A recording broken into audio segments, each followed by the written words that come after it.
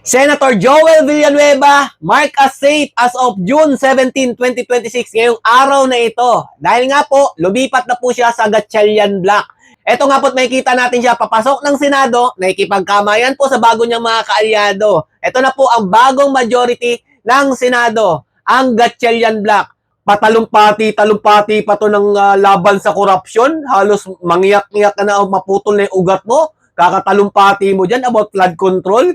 Tapos ngayon, kakampi ka pala sa mga hinihinalang nakatanggap ng mali-malitang pera kasi nga mga lodi, dawit din po ito. Kasi kung malinis ang konsensya nito ni Joel Villanueva, bakit ka kakampi sa mga sangkot sa maanumalyang flood control issue na yan, di ba? Kung hindi ka rin nakatanggap ng mali-malitang pera, sa tingin nyo po ba mga lodi, lilipat to? Siyempre, maninindigan yan.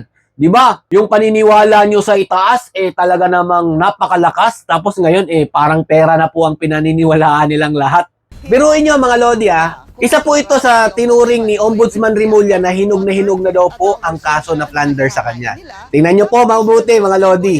Dahil umanib po ito sa Gatchalian Block, posible pong maabsuelto yan gaya po ng kay Cheese Escudero. Ganito po yung hustisya sa ating bansa ngayon, ha?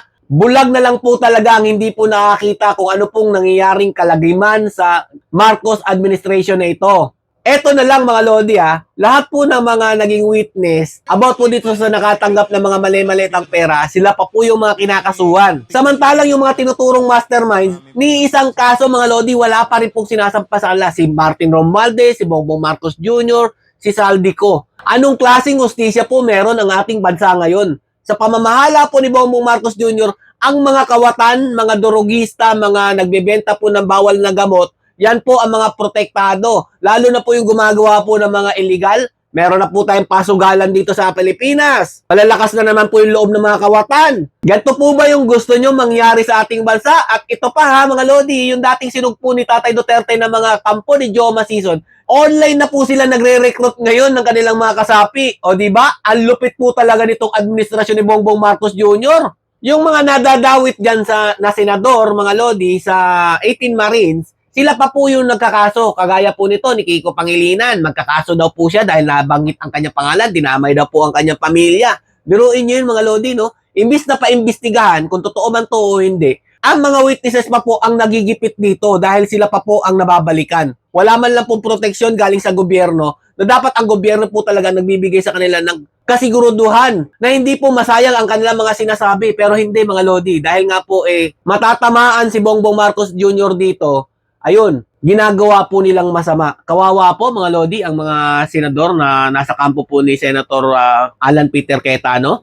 Sila po ay sa tingin kong pinipwersang dakipin na. Isa po dito si Senator Marcoleta. Parang meron daw pong warrant para po sa kanya.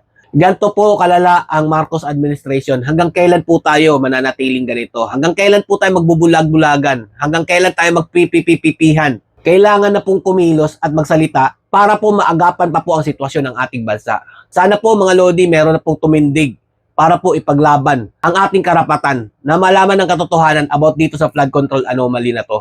Hawak na naman po ng Senado kung ano man po magiging resulta ng investigasyon about po sa flood control anomaly dahil 13 na po sila sa grupo po ng Gatchalian Block. Hanggang dito lang po muna mga lodi. Kahit ano mangyari sa 2028, Duterte pa rin ako.